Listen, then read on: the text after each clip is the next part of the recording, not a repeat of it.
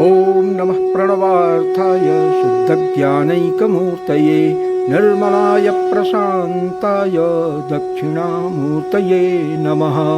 चिद्घनायमशेषाय वटमूलनिवासिने सच्चिदानन्दरूपाय दक्षिणामूर्तये नमः। ईश्वरो गुरुरात्मेति मूर्तिभेदविभागिने व्योमवद्व्याप्तदेहाय दक्षिणामूर्तये नमः। ॐ विघ्नेश्वराय वरदाय सुरप्रियाय लंबोदराय सकलाय जगद्धिताय नागाननाय श्रुतियज्ञविभूषिताय गौरीसुताय गणनाथ नमो नमस्ते। विघ्नार्तिनाशनपराय गणेश्वराय सर्वेश्वराय सुखदाय सुरप्रियाय विद्याददाय विकटाय च वामनाय भक्तप्रसन्नवरदाय नमो नमस्ते। ॐ नमः श्री गुरवे शिवाय। ॐ नमः श्री परदेवतायै। So friends, लोग पूछते हैं श्री विद्या क्या है।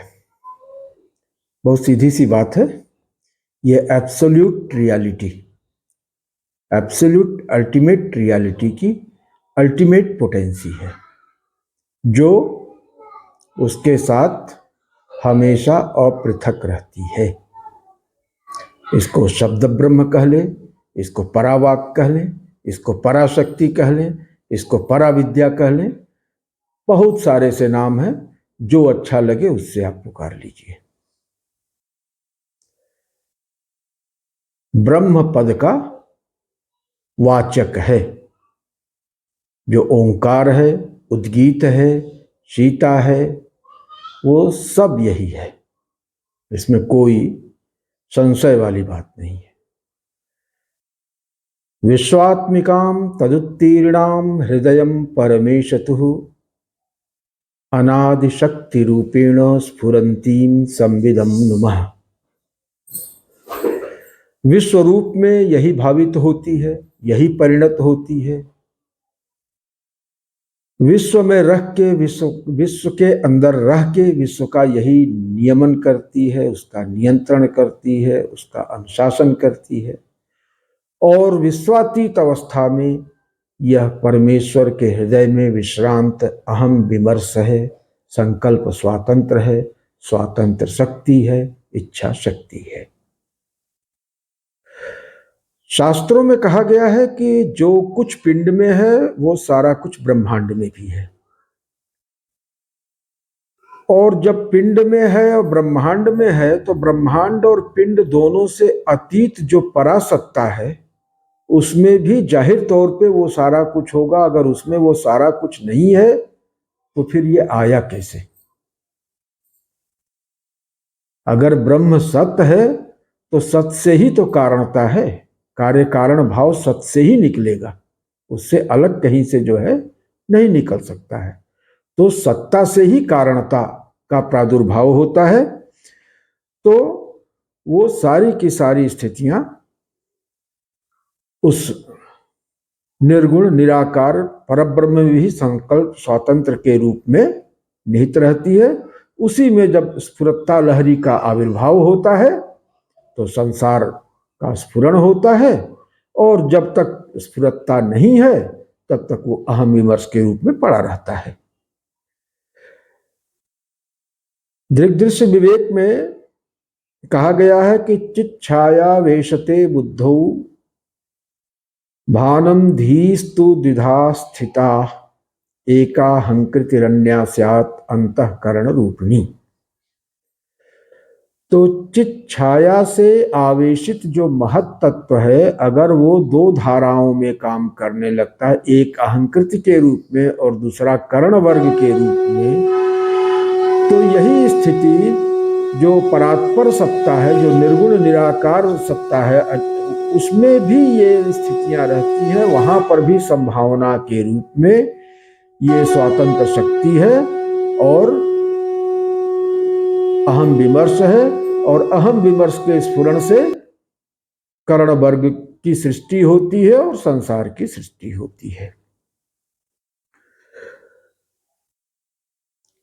अब इस बात को हमारी श्री विद्या साधना में हमारे आदरणीय गुरुदेव किस तरह से जो है वो बहुत बढ़िया वर्णन उन्होंने किया है कि जब वो कामेश्वर का निर्वाण भैरव के वर्णन का प्रसंग आता है तो उसमें कहते हैं कि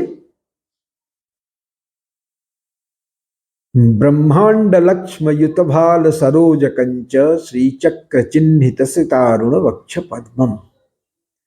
ब्रह्मांड लक्ष्म युत भाल सरोज कंच, ये जो महाकामेश्वर हैं, निर्वाण भैरव हैं, उनके भाल में ब्रह्मांड लक्ष्म युत भाल सरोज कंच, उनके भाल में ब्रह्मांड का जो है वो संकेत बना हुआ है, चिन्ह के रूप में ब्रह्मांड अंकित है। और जब वही अपने वक्षस्थल का आश्रय भगवती को प्रदान करते हैं तो उनके वक्षस्थल के ऊपर ही श्री चक्र की रचना करती हैं भगवती। ब्रह्मांड लक्ष्म युत भाल सरोज कंच श्री चक्र चिन्हित सितारुण वक्ष पद्मम। तो ये परशिव के वक्षस्थल पर, क्योंकि वो सर्वाश्रय हैं, सभी के आश्रय हैं, तो अगर कोई भी वितान रचा जाता है तो वो उसका आश्रय तो निश्चित रूप से परशिव ही होंगे। तो परशिव के वक्षस्थल के ऊपर ही श्री चक्र की रचना होती है। भगवती अपना जो है वो स्फुरण करती हैं श्री चक्र के रूप में, जो उनके ब्रह्मांड के अंदर अहम वृत्ति के रूप में है, वही उनके वक्षस्थल का आश्रय पा करके और उस पर जो है श्री चक्र का सुंदर वितान रचती है, मणिद्वीप की रचना करती है और मणिद्वीप आविर्भूत होता है। तो बहुत सुंदर वर्णन है, बहुत सुंदर वर्णन है। ब्रह्मांड लक्ष्म युत भाल सरोज कंच श्री चक्र चिन्हित सितारुण वक्ष पद्मम कामेश्वरस्य परमं समनाख्य रूपम निर्वाण भैरवमहं प्रणमामि नित्यं। निर्वाण भैरवमहं प्रणमामि नित्यम। तो वही भगवती जो है, जो सबसे पहले बताया गया कि श्री चक्रताम परिणताम सततम नमामि, तो श्री चक्रता के रूप में महाकामेश्वर के वक्षस्थल को आश्रय बना करके उसी के ऊपर मणिद्वीप की रचना करती हैं और उसी में फिर जो है अपना निवास स्थान बनाती हैं। तो ये जो श्री चक्रताम परिणताम है, तो ये कहाँ से हुआ? जो ब्रह्मांड लक्ष्म युत भाल सरोज कंच, उनके भाल सरोज के अंदर जो ब्रह्मांड का लक्षण वहां पे नीत है, वही जो है उनके वक्षस्थल के आश्रय के ऊपर जो है वो मणिद्वीप की रचना करता है, श्री चक्र की रचना करता है और भगवती उसी में आसीन होती है। तो इस दृष्टि से जो है ये श्री विद्या है, और श्री विद्या जो है वो इसीलिए कहा गया कि बिंदु का विस्तार ही जो है वो संपूर्ण श्री यंत्र है, संपूर्ण श्री चक्र है। जो संपूर्ण श्री यंत्र है, जो संपूर्ण श्री चक्र है, जो संपूर्ण मणिद्वीप है, या यह जो निखिल ब्रह्मांड है, वह बिंदु रूप शिव के अंदर जो है उनके अंतस्थल में अहम विमर्श के रूप में सुरक्षित है।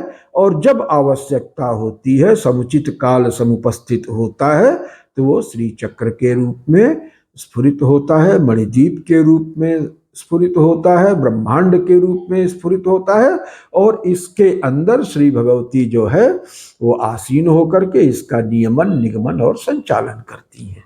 तो संक्षेप में ये है श्री विद्या। अभी आज वार्ता को यहीं पे जो है विराम दिया जाता है। ओम पूर्णमदः पूर्णमिदं पूर्णात् पूर्णमुदच्यते पूर्णस्य पूर्णमादाय पूर्णमेवावशिष्यते। ओम शांति शांति शांति। So friends,